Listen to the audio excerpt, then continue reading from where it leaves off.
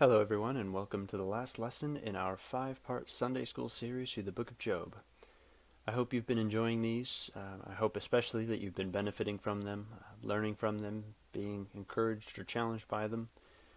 And of course, given the format that I decided to use for these, there really is a lot more to the book of Job that we haven't had time to talk about. If you really want to get to know this book, it's a book that you just have to read over and over. Read the same book repeatedly. Perhaps read a chapter several times repeatedly. Read the book, especially in big chunks. If you really want to get to know the book of Job, there's no other way to do it really than just read it a bunch of times. So I encourage you to do that even after we're done studying it together. But for now, we're going to be looking at the last 5 chapters. Chapters 38 through 42 are the last 5 chapters of the book of Job, and these are exciting chapters because it's here that we finally get God's response. Until now, we've been pretty much kept in suspense. We've been left to sort everything out for ourselves. We've been left to figure out who has been right in all the discussions that have gone on. And of course, the author has given us some hints, some important hints, especially in chapter 28, as to what line of thinking is correct. But we've been having to put those pieces together ourselves, even if there has been some help. But now we get to hear from God Himself. Now we get to hear God's response to Job. And as we come to the part where God responds, we hope, of course, that He's going to clear everything up for us. But, as God seems to be fond of doing, He defies our expectations. He doesn't explain everything. Some people don't really think that He explains anything at all. And we don't believe that's true, of course. Nevertheless, it really takes some thought and some consideration to understand how God's answer to Job is really working and how it speaks to us. So at this point, I want to go ahead and get started in studying these chapters. So if you haven't read them in the last 2 weeks since our last lesson, then go ahead and pause the video now to read as much of them as you're able, but especially read the first and the last chapter.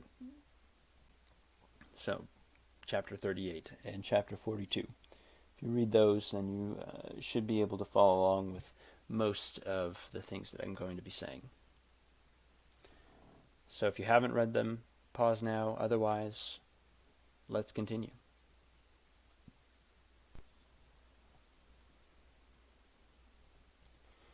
Now, in studying these chapters, rather than going through them sequentially and looking at everything in them and trying to understand and explain it, instead we're going to look at a number of the things that God is doing throughout these 5 chapters, in the 2 speeches that they contain, and then in the narrative portion that rounds out the book at the end.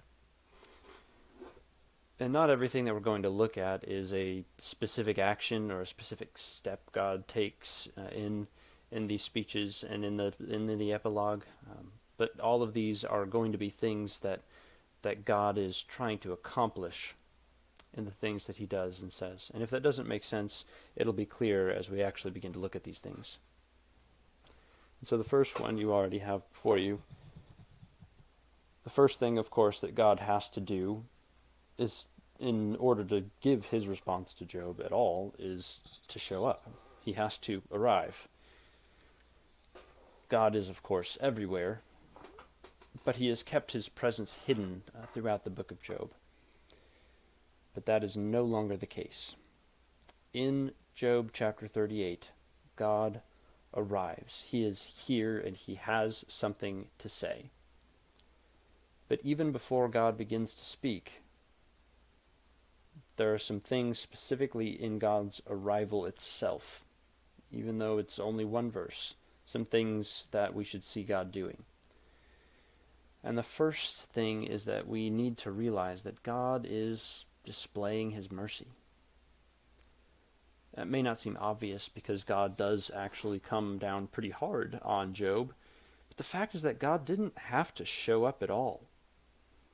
As a servant of God, Job has no right to pose a challenge to his Lord and Master. And so really God could just leave him hanging. If that's what God wanted to do, he could. He would be well within his rights because he doesn't owe Job anything. That's something that we sometimes have a hard time getting through our heads. God doesn't owe us anything. But even though God doesn't owe Job anything, he answers him. He arrives. He shows up. So even the fact that he's hard on him is actually a mercy. God's mercy is seen in the very harshness of God's questioning, because God knows that the way that Job has been headed is leading him to self-righteousness, which is a way of death and not life. Job began well, but over the course of the discourses with his friends, in his desperation to maintain his innocence, Job has been approaching some very dangerous territory, and I would say at least crossing some lines in a few places. And it's not just that is offensive to God, it's not good for Job either. God knows that. And he cares about that. And because he cares, he arrives. He arrives to show his mercy to Job by correcting his thinking and putting him back on the straight and narrow path. And this really ought to be a reminder to us that, God's mercies do not always come in the forms that we expect. Which also reminds us that we should look for his mercies in every single circumstance, not just in spite of every single circumstance, but in the circumstances themselves. We should consider how God might be showing us his mercy. But that's just the first point that we want to make about God's arrival. The second is that God displays not only his mercy, but also his sovereignty. See, God does come in response to Job, rather. He does come to correct him, to show him mercy in correcting his wrong thinking. But he does so on his own terms, in his own timing in particular. If you remember, Job hasn't actually spoken since chapter 31. Chapters 32 through 37 are all Elihu. But God doesn't interrupt. God doesn't somehow, erase Elihu from the picture. He doesn't address Elihu as though, perhaps Elihu had something particularly good or particularly bad to say that needs to be addressed. And so no, God shows up when he does, because it's his timing. Because he wanted to wait to show that he can't simply be coerced into giving an answer, responding to a challenge. So it's important to see that God is not, God is not just doing whatever Job wishes. He is not playing by Job's rules.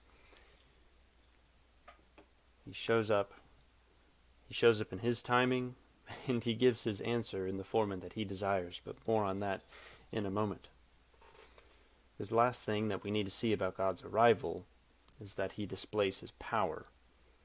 God displays in his arrival not only his mercy and his sovereignty, but also his power. And this you see especially from the very first verse of this section. I put it there already on the screen. The Lord answered Job from the whirlwind. God is speaking to Job out of a powerful windstorm.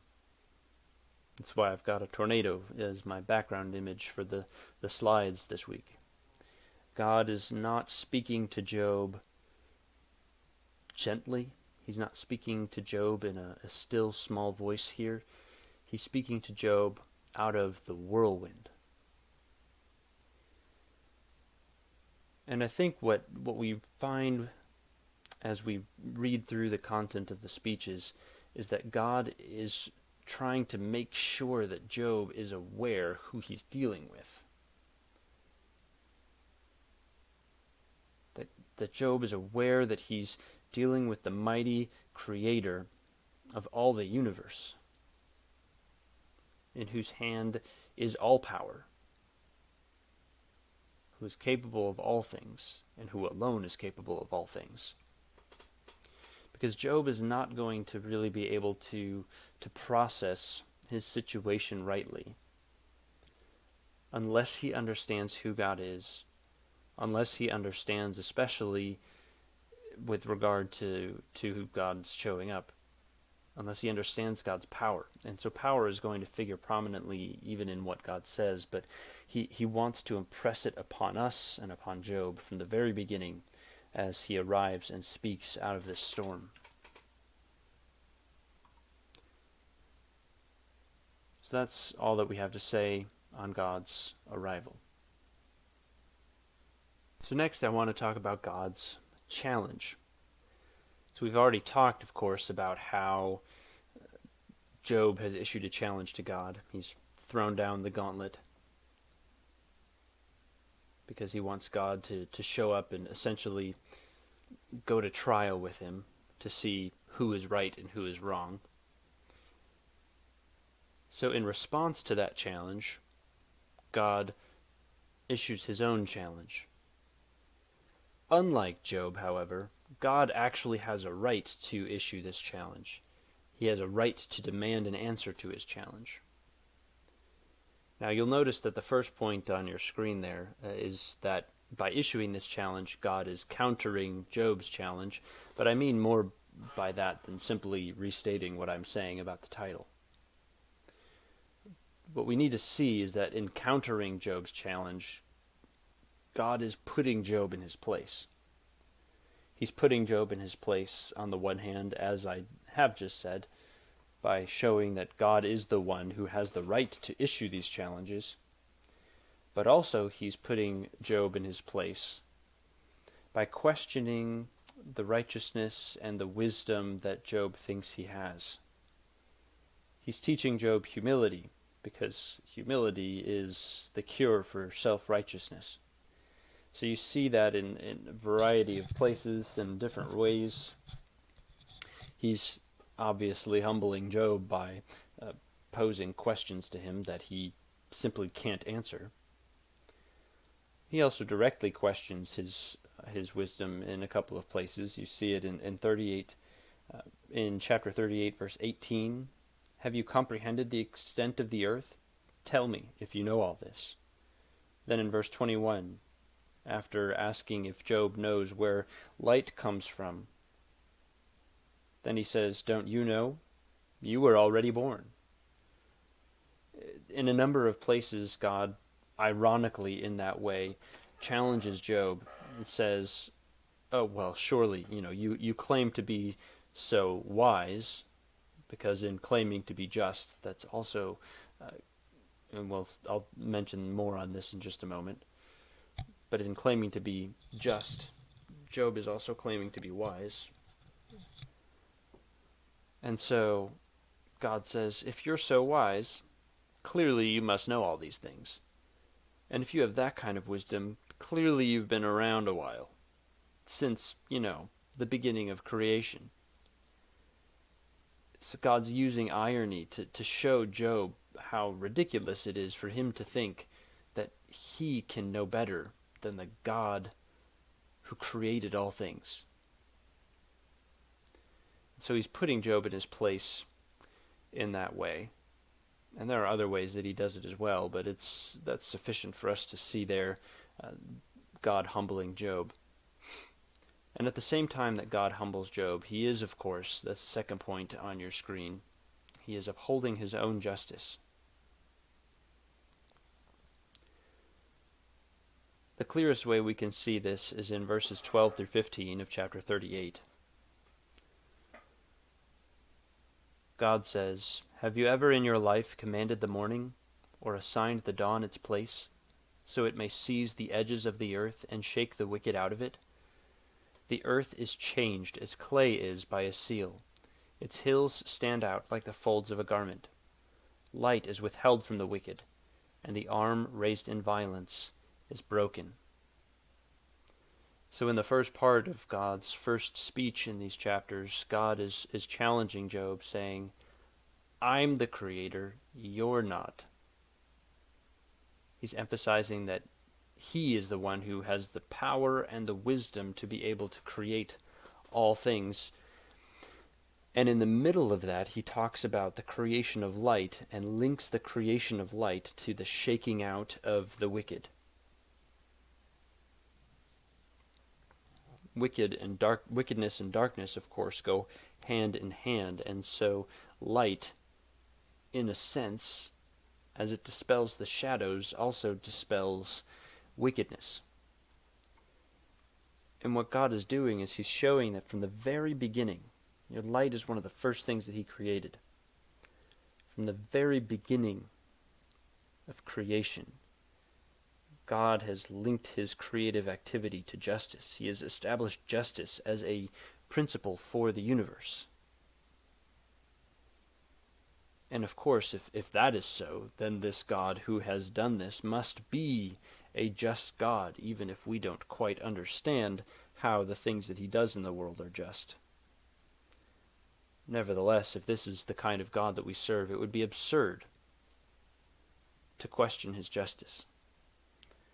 And that's what he's telling Job, and is how he is upholding his justice in these verses. But then we should also see that as God is challenging Job, he is ultimately focusing on and upholding his own wisdom. So I mentioned a moment ago that Job, in claiming to be just, is claiming to be wise. And I say that because, remember, this is Hebrew wisdom literature, and Hebrew wisdom literature draws tight connections between the life of justice and righteousness and the life of wisdom. To be just requires a knowledge of how the world works and of what each one deserves. It requires a knowledge of what is truly good and what is truly evil.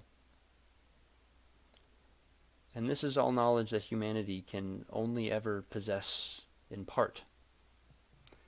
But God is emphasizing throughout all of this that he is the one who knows, for example, where the road is to the home of light. That's from chapter 38, verse 19. He is the one who knows how to take care of all animals in the animal kingdom. You see that throughout chapter 39. He is the one who put wisdom in the heart, or gave and the one who gave the mind understanding. That's chapter 38, verse 36.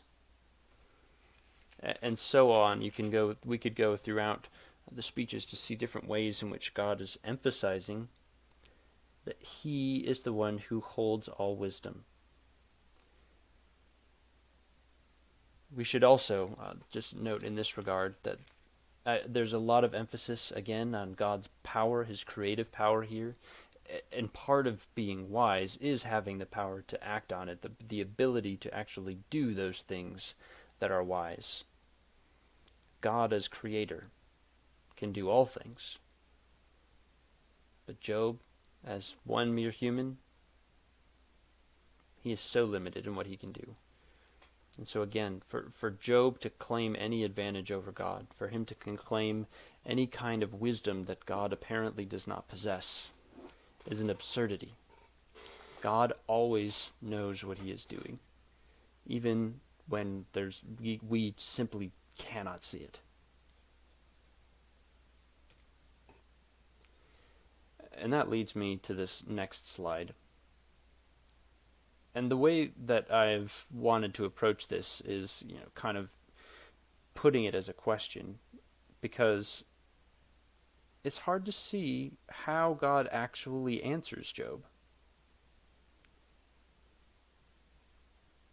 God doesn't directly respond to Job's confusion over his suffering.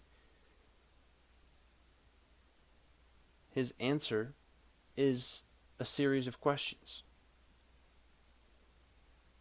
And so, some might see, and some actually have seen, in the book of Job, a God who actually, one commentator even says that God just accepts that Job is correct. He's admitting that Job is right, that he has not governed the world in justice.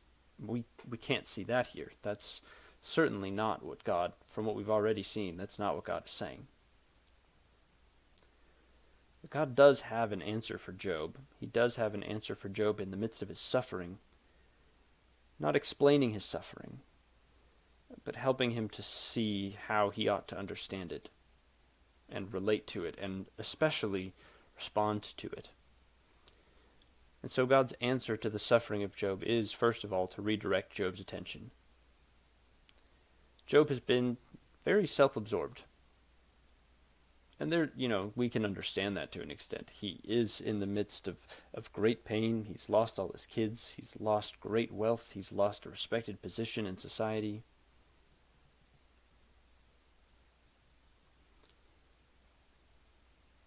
And, he's had his friends attacking his character. He has a lot of reasons to focus on himself. But even though it's understandable, that doesn't mean that's where his focus really ought to be. Job's attention needs to be on God. The only way to have any kind of framework for understanding suffering is to understand it in terms of the character of the God that we serve.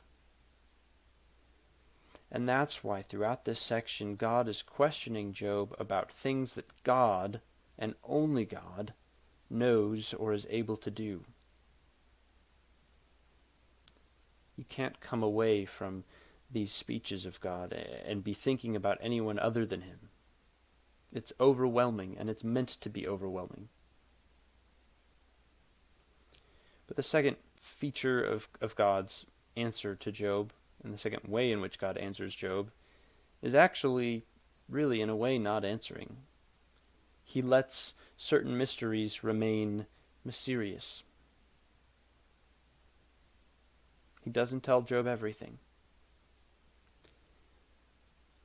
There are a lot of people who are confused by the book of Job because it actually seems like God has a pretty easy answer.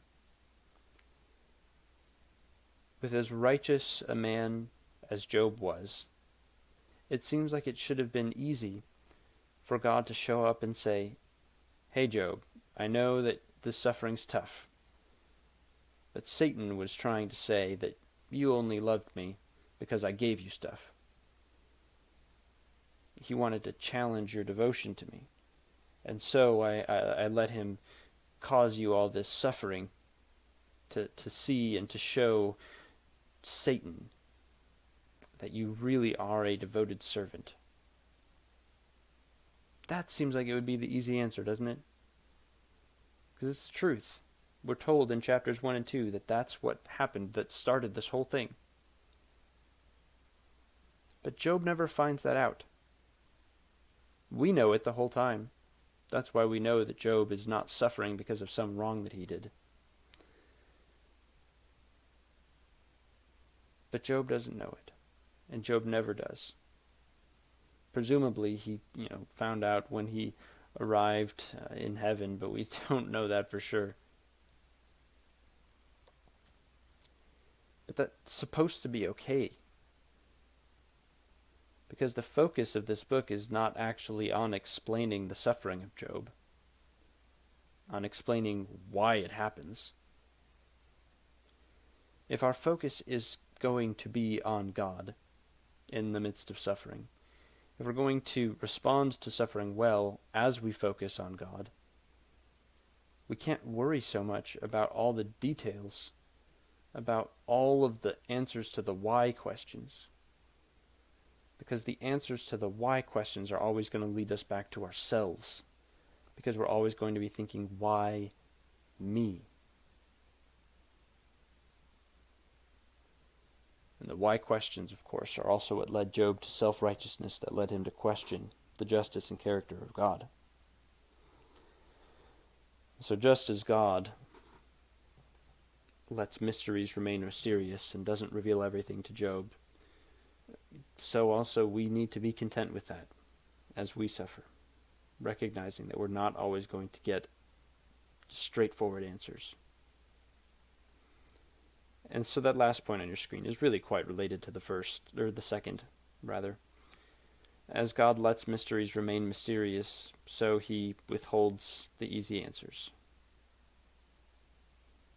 There's not much more to say on that, so we'll move on to our next slide.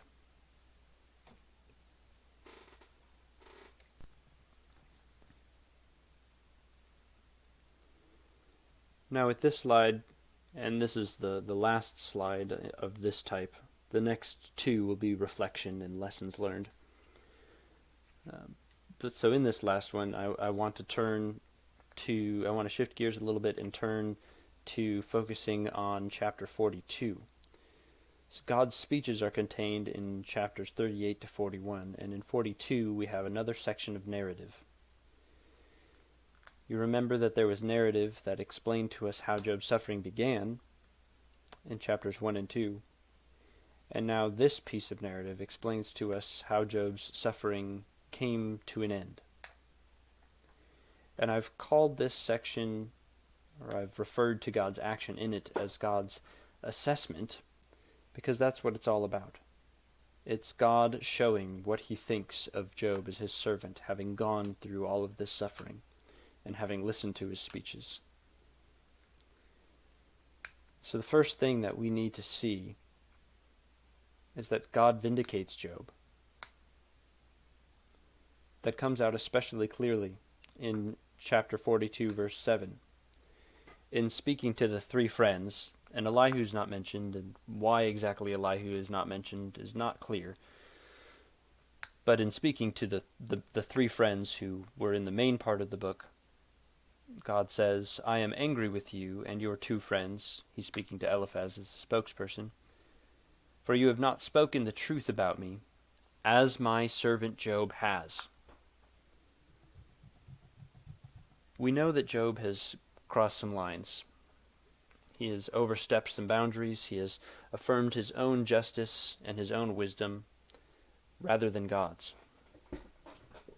Nevertheless, at the end of it all, God says that Job has spoken truth, or spoken rightly about him, unlike the friends. And this has puzzled a lot of commentators. I was puzzling over it for quite some time. How is it that God can say that Job spoke rightly when God himself has challenged Job, when God himself has remarked that Job considered himself righteous rather than God? And I think that in order to understand it, we really do need to see it in connection with the second point there, that God condemns Job's friends. So he's saying that Job spoke truth about him in the context of telling the friends that they did not speak truth about him. The friends, all throughout their speeches, were insisting that God is a God who always and very quickly, if not immediately, in this life, rewards the righteous and punishes the guilty. It's the retribution principle, or retribution theology.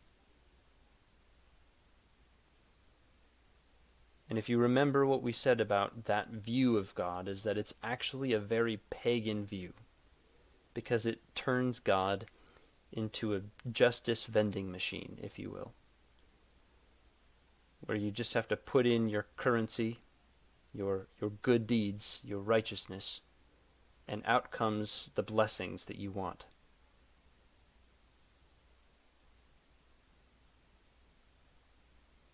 But God is not to be manipulated in that way.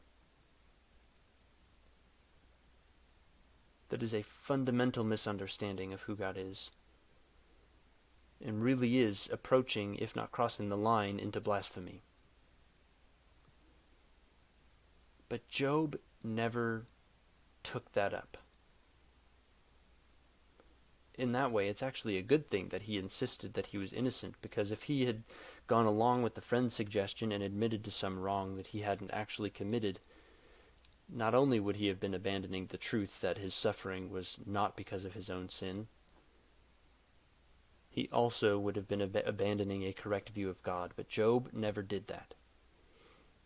Even in his most desperate cries, even in cries that Job uttered that would make us blush, he never stooped to that pagan view of God as something easily manipulated by humans. He didn't have that kind of small view of God. And I think that, if that's not all that God means, I think it's at least some, perhaps even much or most of what God means when he says that Job spoke the truth about him. And I think it is also important to recognize that God only approves of Job. He only vindicates him after what Job says in the beginning of 42.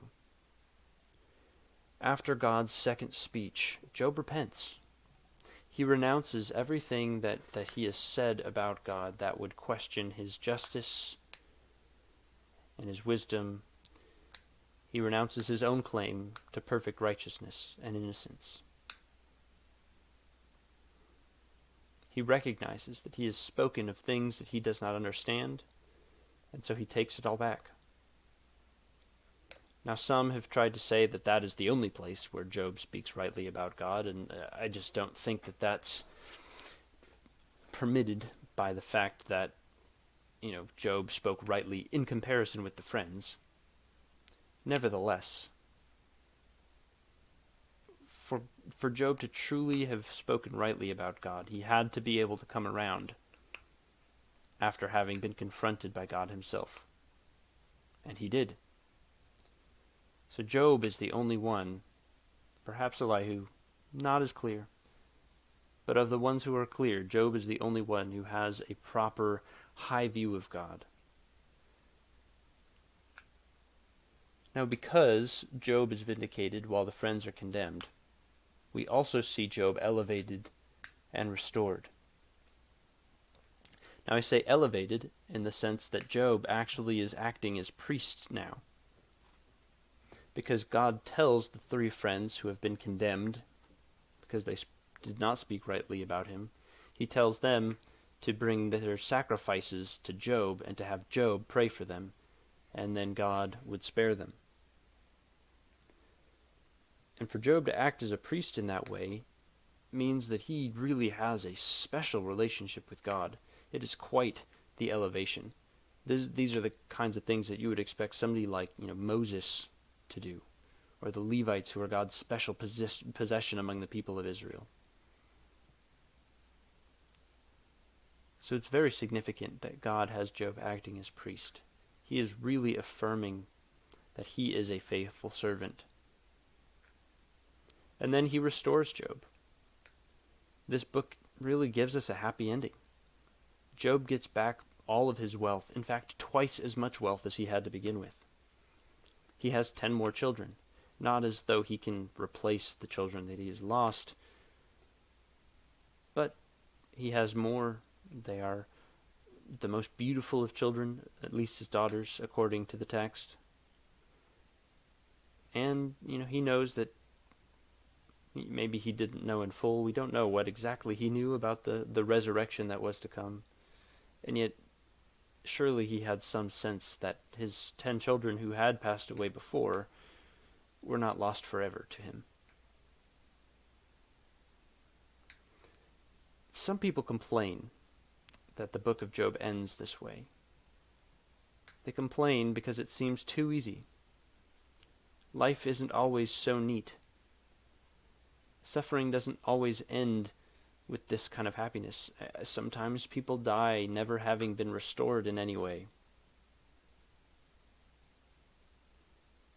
And that's true. But the restoration of Job is pointing us to something far greater than the realities just of what we see in the here and now. Because for all those who are God's faithful servants, for all those who belong to him in Jesus Christ, God has prepared a full restoration.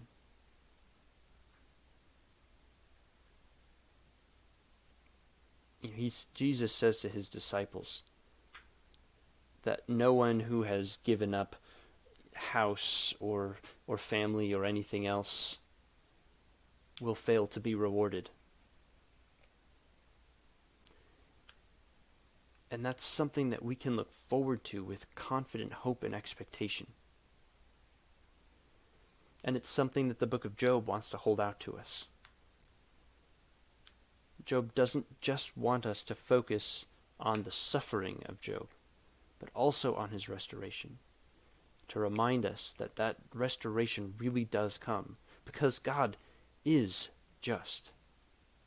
And in his justice, God will reward those who are righteous. And we know that we have our righteousness in Christ. So for this side and then the next slide, I just want to reflect a little bit on some lessons learned from the book of Job. And because this is the last slide, these may take us over my 30-minute limit a little bit, but so be it. I do want to make sure that we are able to reflect and get the lessons out of it that we need to.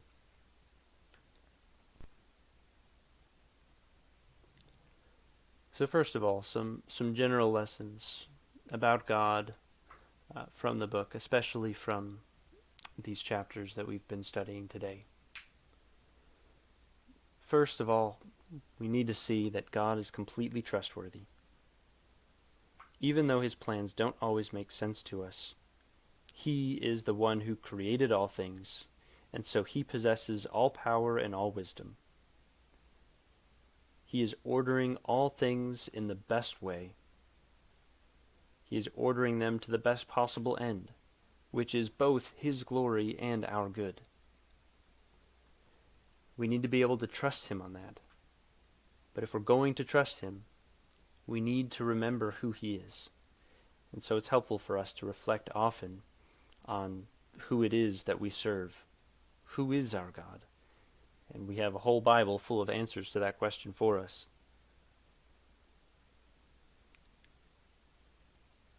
But really a helpful exercise is to just read through slowly and reflectively on God's speeches to Job here.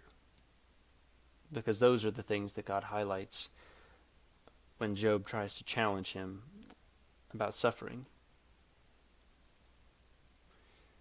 The second lesson that we should learn from the book of Job is that God hears our complaints.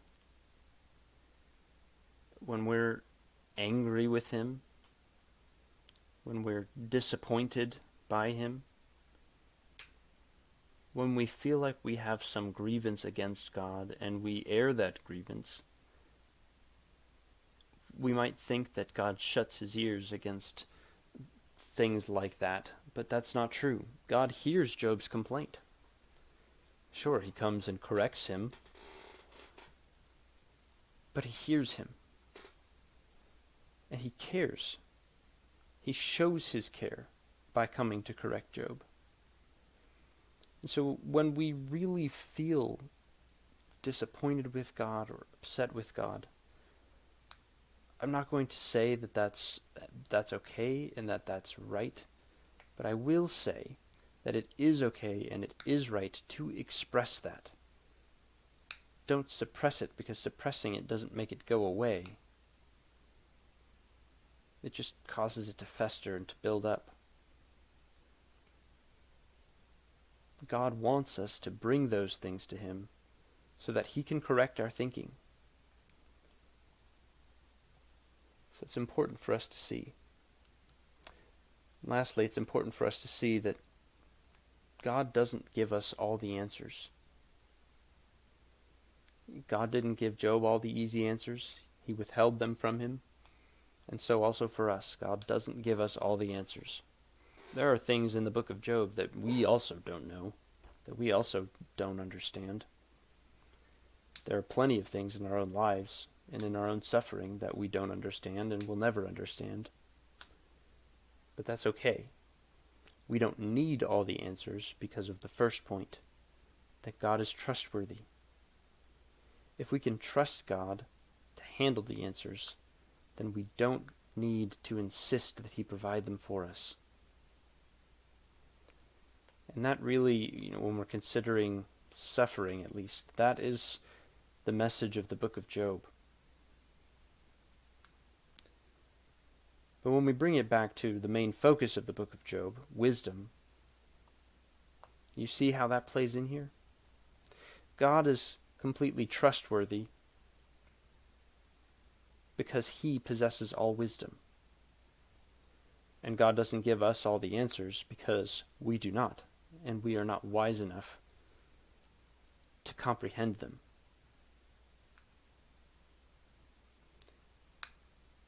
It all brings it back to where is true wisdom and true knowledge to be found. It rests with God. And because wisdom rests with God, because all answers to all of life's questions are found in Him, really what Job would have us do is turn to God with all of our questions. Not necessarily to expect answers, but to yield them over to Him in faith, and let Him answer the questions that He sees fit to answer. And for all the others, we simply say to God that we trust Him no matter what.